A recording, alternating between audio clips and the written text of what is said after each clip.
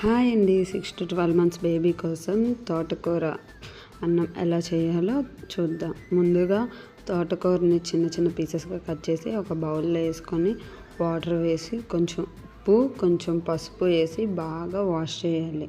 3 to 4 times wash చేసి ఇంకో బౌల్లో తీసి పక్కన పెట్టుకొని ఇంకో బౌల్లో రైస్ 2 spoons 1 spoon కందిపప్పు వేసి బాగా వాష్ చేసి కాసేపు నానబెట్టుకోవాలి.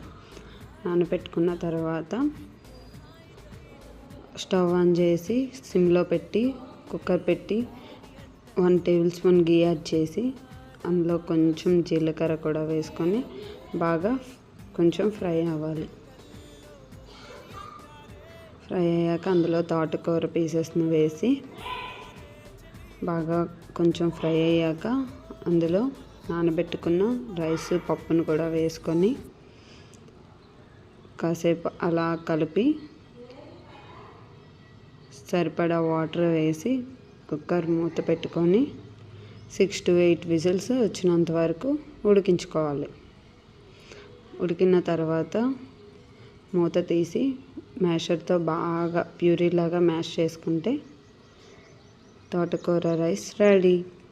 చాలా మంచి ఫుడ్ అండి. పిల్లలకి తప్పకుండా ట్రై చేయండి. Thanks for watching.